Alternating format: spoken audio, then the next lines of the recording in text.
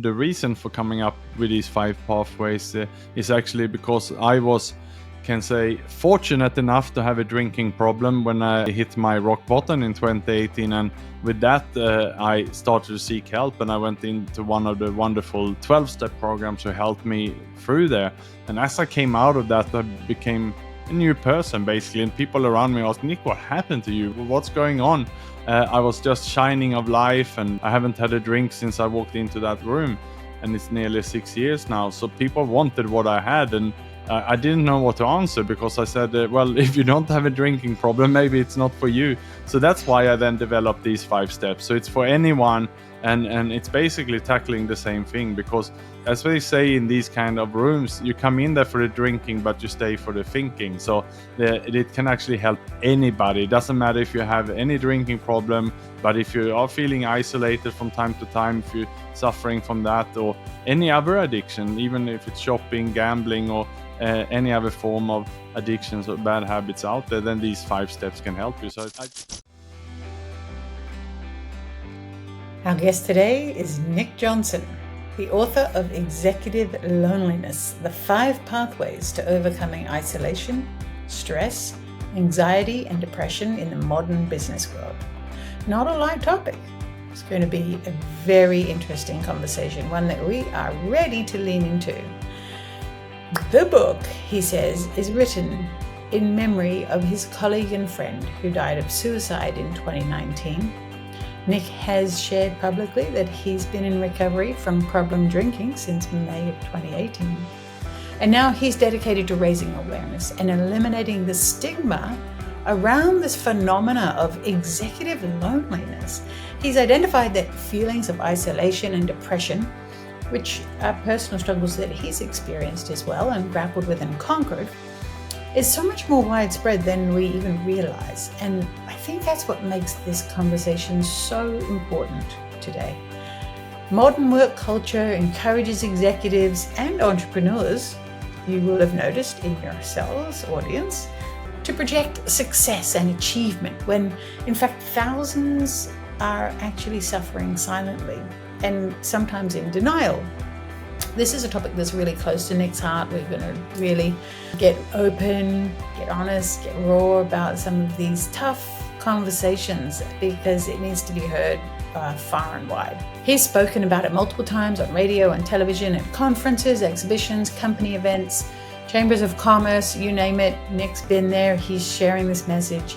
And he's been featured in more than 20 newspaper and magazine articles about this, including a 4-page feature in the Business Times and a full page in the Straits Times.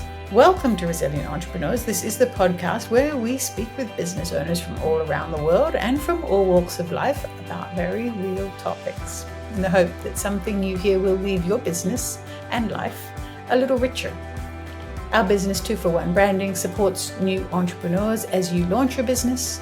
We offer you the tools you need to succeed, which is exactly why we invite experienced, successful, long-time entrepreneurs like Nick to share their wisdom with you on this podcast. And if you love hearing these stories and you love these conversations, please subscribe. It's the one thing we ask you to do. It's a small thing. It has a massive impact. It means it will get on the playlist of so many other people who are looking to find the resilient entrepreneur within them. It is an absolute pleasure to have you on the show, Nick. Thank you and welcome. Thank you so much, Vicki. It's great to be here. Yeah, thanks, Nick. We appreciate your time today. So much of who we become is shaped by our childhood experiences. So in order to understand you and your journey a little better, can you tell us what your childhood was like? Give us a bit of that story. Yeah, so I was born actually in Sweden, and I lived there until I was 23 when I moved to Australia actually to study. But in Sweden then I grew up, and I remember some of my early memories is having a sister when I was 3 years of age. That was my first memory. And I think something that stands out from my childhood was that my parents, they kept moving places. Every 6 months or every 12 months we moved to a new place. And that probably had something deep inside me then, wherever. I always wanted to be on the go. Now I'm approaching 50 years of age, and maybe I'm finally grown up and ready to settle. So that's perhaps something from my childhood, which then made me move and now live in Thailand, Phuket, my 7th country in my life so far. Oh, wow. Were you a bit of an entrepreneurial kid? What was your first entrepreneurial experience? So aged 13, I basically opened my first computer shop at home. And this was the time where the personal computer was just coming out and the first computer games and so on. And I lived in a smaller town in Sweden. And I quickly understood that it was a lot cheaper to buy these computers in Stockholm, the capital of Sweden. So I started to call around and negotiate and buy them and have them shipped down to me. And then I was putting up notices all over town at the supermarkets on the notice boards and selling these at a markup. And for a 13-year-old, then I earned quite a lot of money actually in 2 years until I was 15. I remember buying for my own money my first motorbike age 15, and I bought a stereo and I had my own money, which was something I was quite proud of at the time. Wow. I mean, we talk to entrepreneurs on this show and they say, yeah, I was selling candy in the schoolyard. You're selling computers at 13. Go you. Very entrepreneurial. Do you think that entrepreneurial spirit came from the constant moving around or from what your parents were doing or dialogue in the home? Or I think it was a combination also of being raised by a father who was quite hardworking. And then on top of that, I'm born on May 1, which in Sweden at least is Labor Day for all the hard workers. So it might be something in that. But I was told that you have to work hard, you have to earn a living. That was sort of my raising. So it's interesting that you talk about working hard. And now the book that we're talking about today is somewhat connected. How hard should we be working?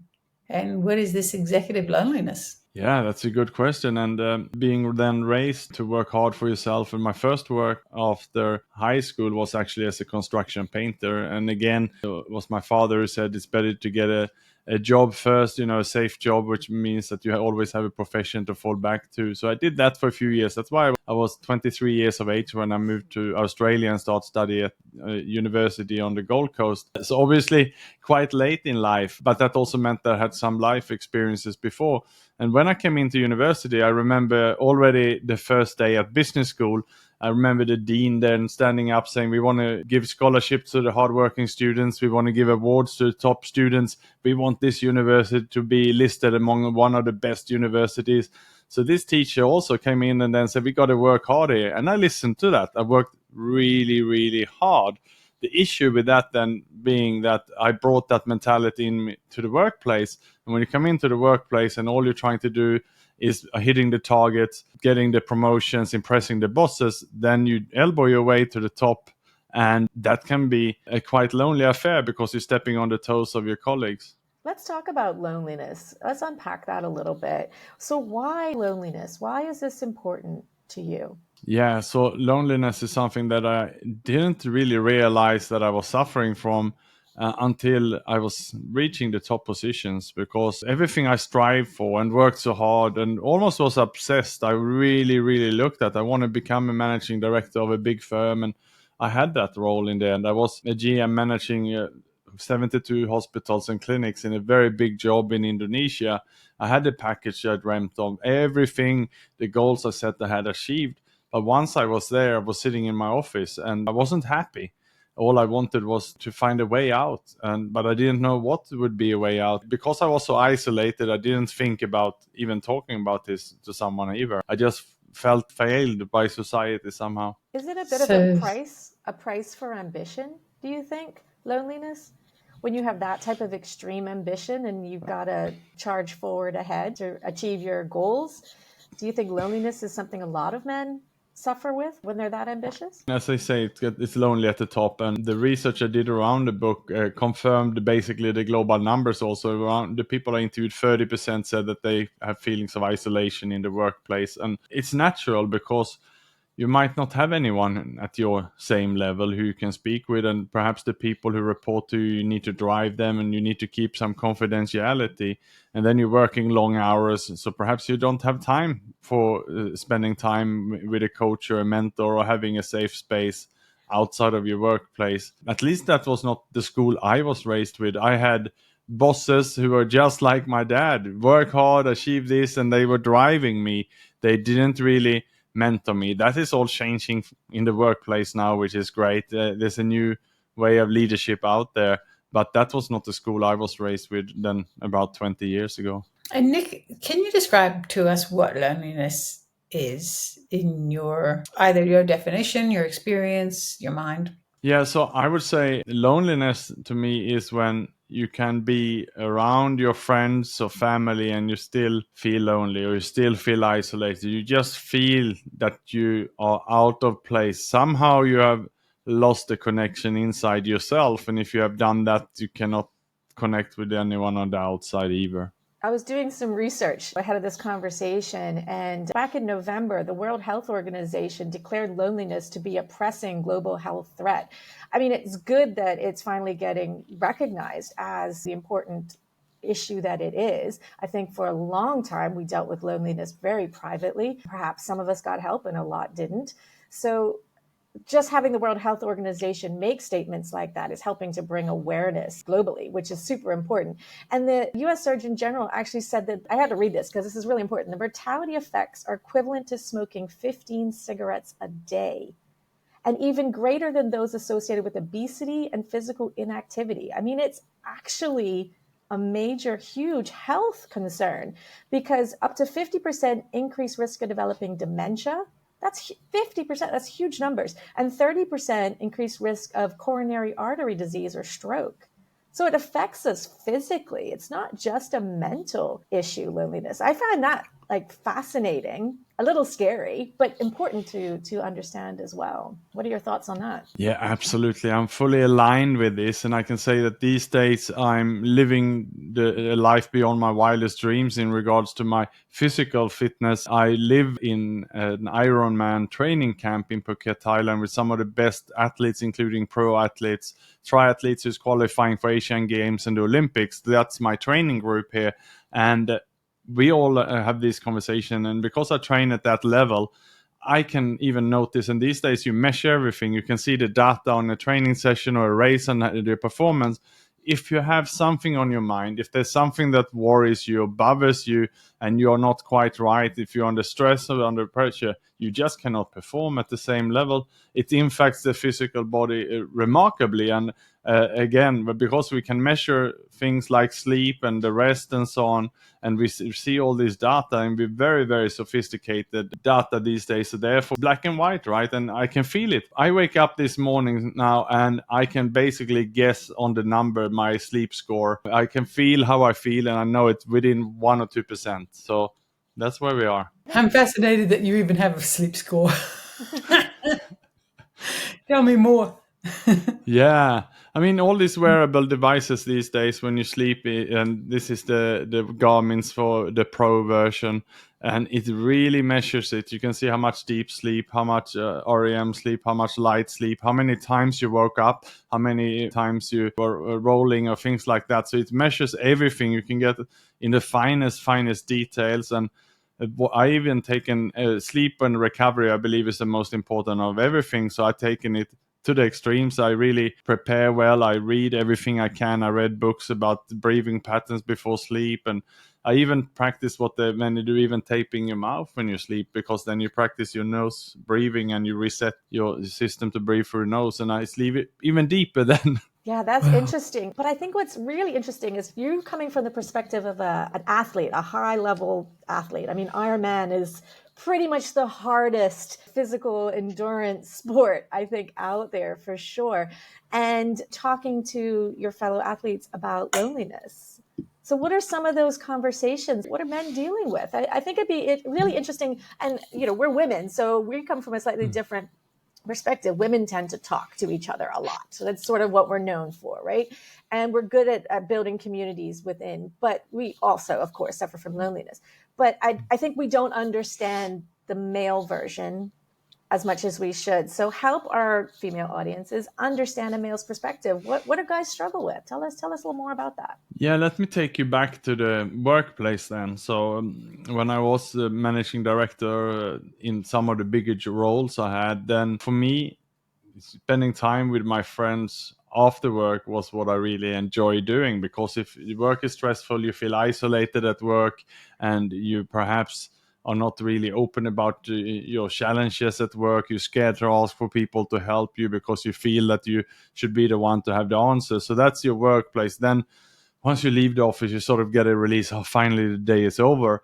And then you go and see your friends. The issue with us men, and I'm generalizing here, but the issue mainly is we then go and have a good time. We go and watch sport, play golf, drink some beer, watch TV, and talk about all kind of nonsense, but we don't share what's actually in our mind. I wouldn't come and say, well, I have these feelings, I have these insecurities. If anything, we would talk about some nonsense that is not relevant. At least that was the world I lived in, and many of my friends as well. And then it's no wonder that when you come back to the office the next day, you have not dealt with your issue. You have not spoken about it. There's no solutions to it. So the problem is still there, most likely even bigger because you have a hangover from the night before. And then all you do is waiting for the next evening to go out and have a good time. So that was the circle that I lived in. And before that actually brought me down to my knees. And that is the issue. And we men need to be very proactive about this. And that's what I do every day now. I run men's group and I support groups, and I'm a volunteer here and there, and I spend my life to connect men now. Also women I talked about. I run men's support groups where we can talk about everything. We talk different themes. The theme tomorrow night in the men's group is about surrender, giving up to your own thoughts, and next week it's another theme. So we just rotate the conversation and just to practice being open and vulnerable. Let's talk about young men too. I have a teenage son, and I'm very aware of the issues that teens deal with. And I feel like if we can get this information to younger men, we can impact the rest of their lives really powerfully. Between 5 and 15% of adolescents are known to be lonely. They're surrounded by friends. I mean, they're in school surrounded by friends. They're still living at home with their family, and yet they're still feeling that sense of loneliness. So what message can we give to young men that are made, because we work with a lot of guys that are at the beginning of their entrepreneurial journey, and we know that entrepreneurs are obviously lonely too, because we often start our businesses by ourselves and we're trying to do it all by ourselves. And there's a lot of struggles that come with that. But what message can we give to young men about maybe finding that community where they can open up and be vulnerable about the struggles they have at the beginning of their careers, of their entrepreneurial journey, whichever it is first for them? Well, I think I can answer that question because I have a 15-year-old son myself, a teenager. He lives with my ex-wife in Sweden, and he used to be a quiet boy. We have managed to change that, and he's quite open both with my ex-wife and I when we have conversations with him.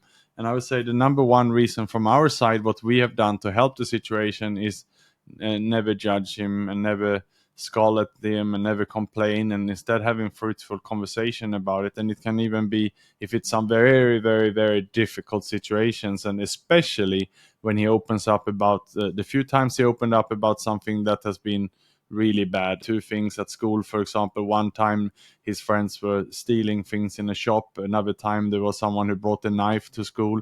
So when he raised these things, these points to us, we have agreed before to listen with empathy and coach him instead, and ask him what is the solution, what should we do.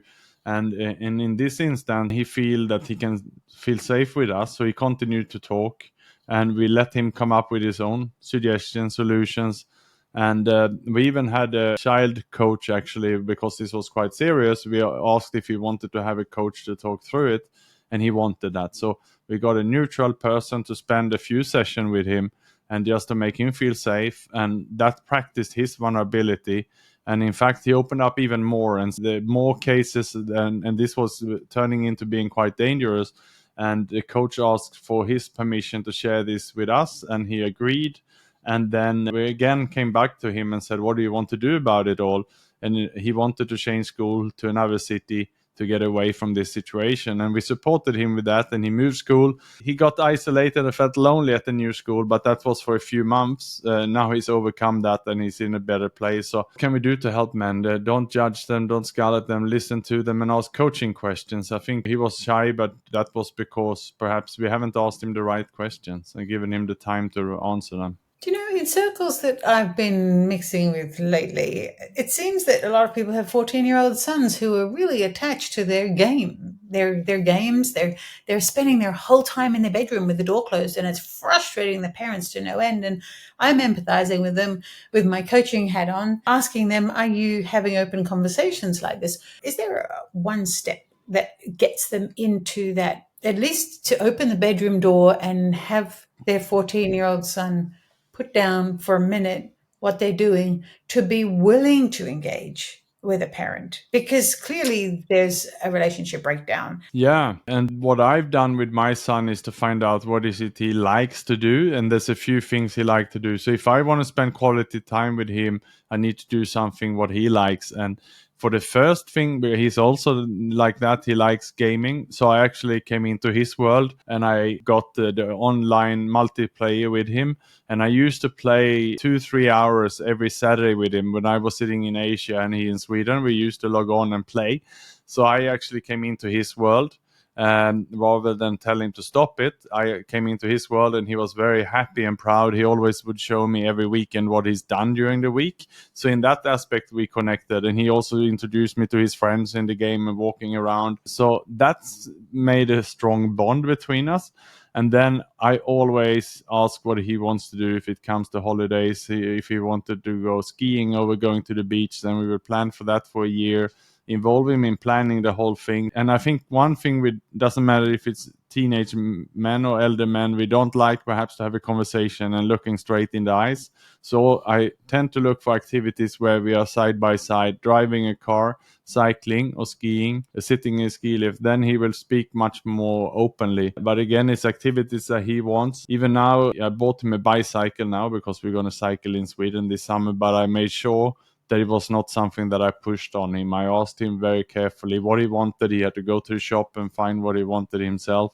So he take ownership and then said, if we do this, we cycle 1 time a week. Is that okay during summer? And he said, yes. So that means I will have some bonding time with him. It's such a flip from a parental way, because the traditional parenting is, he's 14, he'll do what I tell him to do.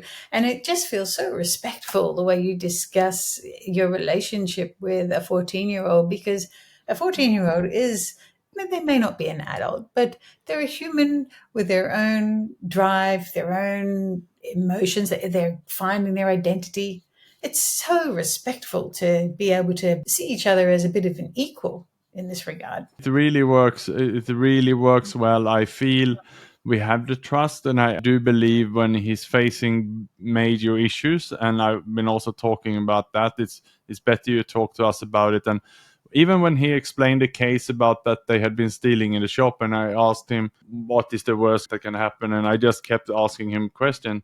And he said his biggest fear with it was that if he didn't steal, then the other children would beat him or bully him. If he steal, then maybe the police catch him. So it was very difficult for him. And not for once did I ever ask him, did you also steal? That was out of the question. I didn't want to ask any question that would put him in a difficult spot or have any chance to lie to me, because it wouldn't matter. We just focused on the solution moving forward. Wow. I think the important thing you're discussing there is coaching, right? It's shifting from, like Vicki said, that like, I'm telling you what to do, you do as I say, don't steal, you're going to go to jail, versus let's talk about like what could happen and understand solutions. That's the coaching mindset.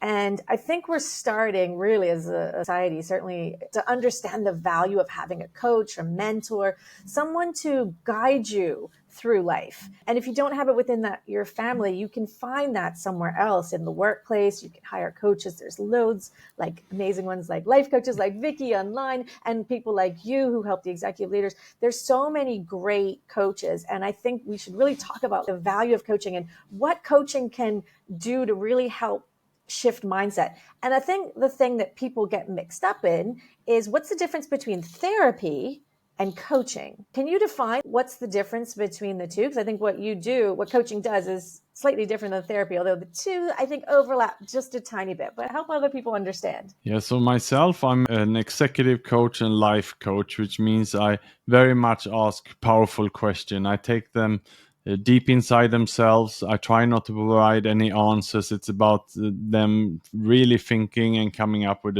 suggestions, solutions.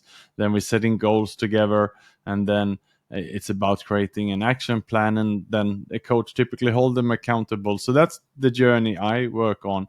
In the therapy, it's more about really holding the hand and giving the recommendation, the suggestions, and so on. That's at least in my understanding. I'm going down the therapy path. I'm actually going to start working towards a master of counseling here in October this year. So I'm going to explore that area as well. But that's not where I am right yet. Thank you for that explanation. Yeah.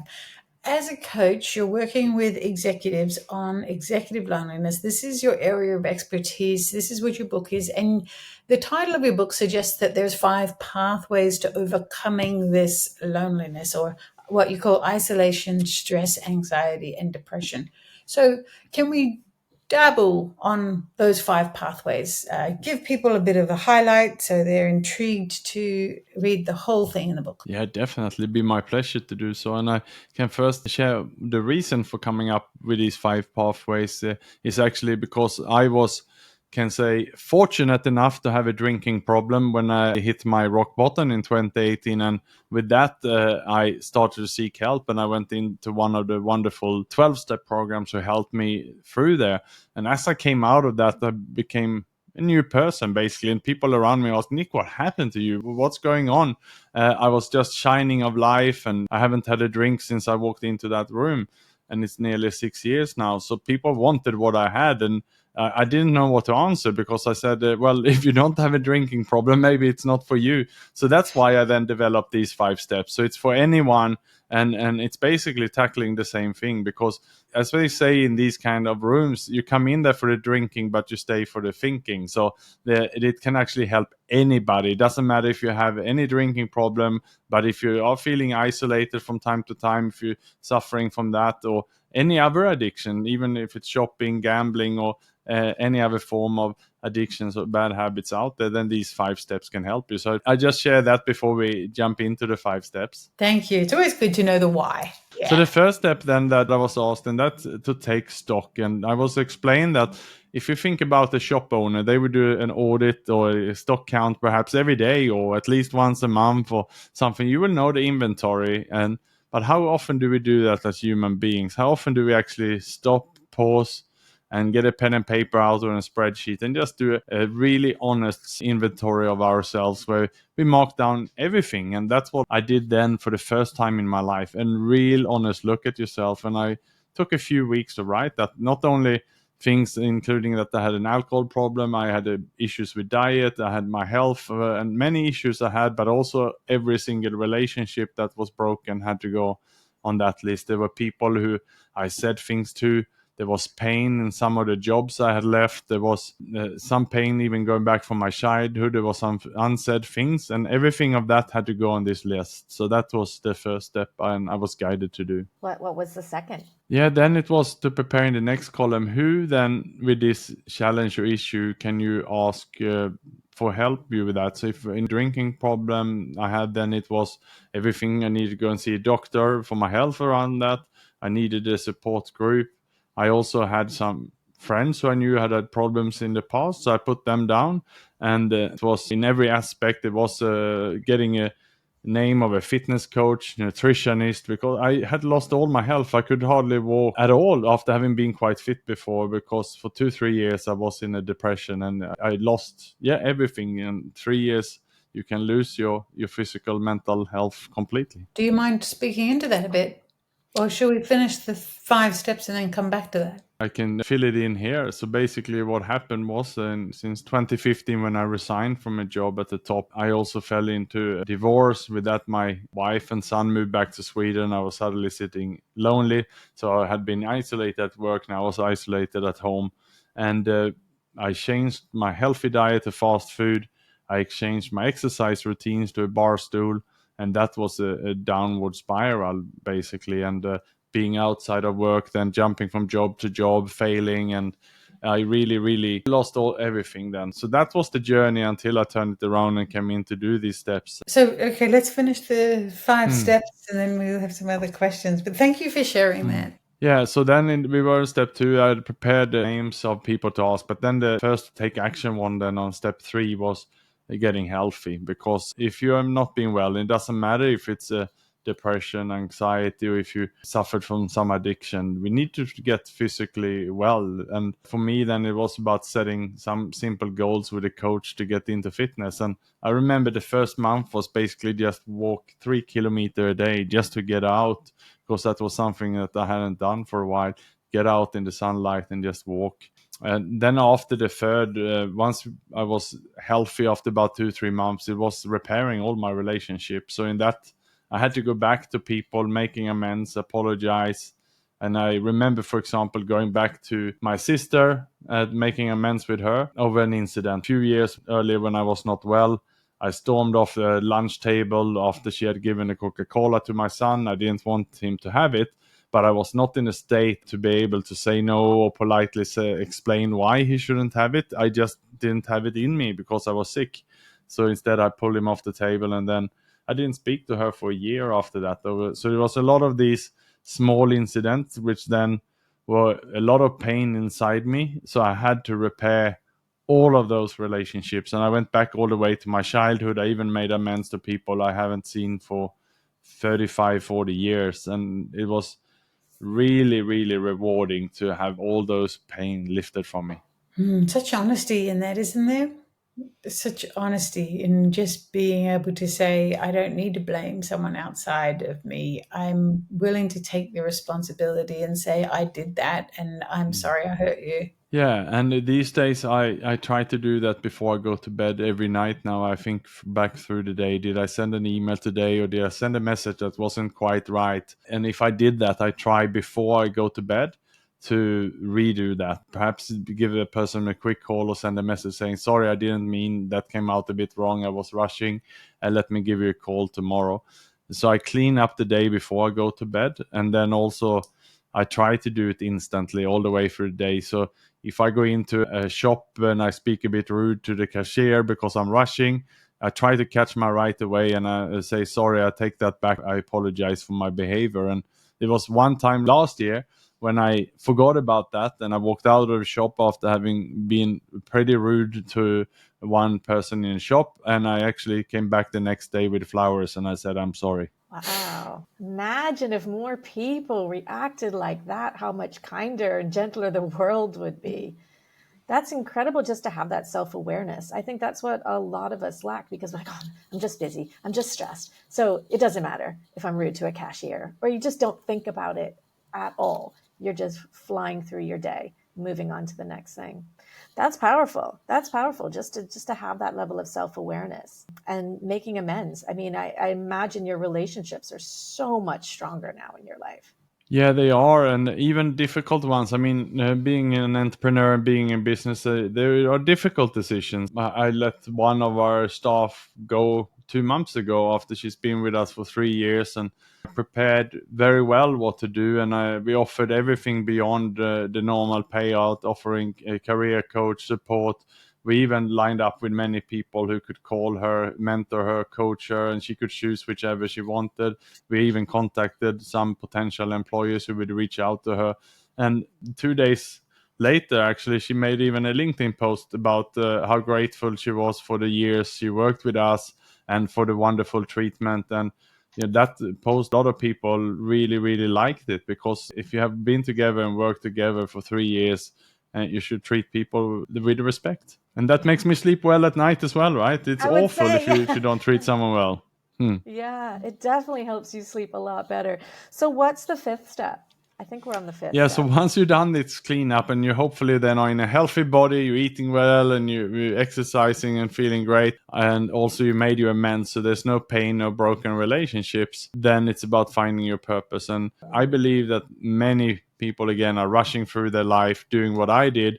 We do what our parents said, what the teacher said, and then you follow what the boss says without thinking about, is this really what I want? And many times also it's about what the partner's expectation, that they need to be in a particular career and need to be earning money for food. So very rarely we stop and pause and ask what we want to do. In fact, I spoke in Singapore last week at the conference, and in an audience of about, it was 50 people in the room or so. I asked who in here know their purpose in life. It was only one who raised their hand. So that's what I see often. So then you wonder, if you don't know your purpose in life, why are you here? Why are you working? It's like you running around blindly, right? And that's why finding the purpose is essential. And in my case, I'm blessed that I found mine by going down the path of being of service, getting out of myself and helping others, writing my book, and now really coaching, supporting, and mentoring people to go through this and break out of the isolation. Purpose is a holy grail. I have been famous for pressing our guests on this show about how do you find your purpose. And there certainly was times in the not too distant past where I was wondering, what is my purpose? How do I know what my purpose is? How do I know when I found it? I'm happy doing what I'm doing. Life is fantastic. Does that mean I found my purpose? I can't articulate it. And that's not the case now. I'm absolutely certain I found my purpose. And does it shift? I mean, this is the other thing. Does our purpose shift as we grow? Do we have different purpose in different stages of life? So lots of questions all bundled up in one there. But for our audience, let's think about those entrepreneurs who are really focused on what they're building and things are feeling good. Seems like the engine's running smoothly. And can the purpose be just that? Can the purpose just be that they're building a business? Or is it deeper? Well, it depends what you're proud of, what your achievements you're most happy from. You can think back all the way from your childhood and what was it that made you happy. And in my case, I remember I mentioned the story when I started a computer shop when I was 13 and 14 years of age, and I was fully alive. I loved it.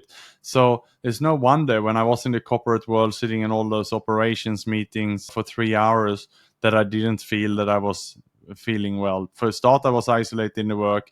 For the second, I didn't have my purpose. I was not working my purpose there. It was not what I wanted to do. I should be in a more hands-on business where I can do things. So yes, if you're doing something where you fully feel engaged, when you're happy, then that can be your purpose, and work can be very meaningful. But also, I look back in the photo albums from me as a child and asked my mom also, what did I love to do? She said, just look in the photo albums. And every picture I looked at, I was always on a bicycle as a child. So now I cycle a lot. And I will after this present do a keynote here to an audience online about finding your purpose. And I show the pictures of me as a child and me now when I'm cycling, and it's a natural smile. So yeah, I look for the hobbies and what I love to do and trying to align with that. But giving back also is a big one. That's not something that came natural in the corporate world for me otherwise. I think that is a big part of purpose, is when you can figure out how you serve others with what you do.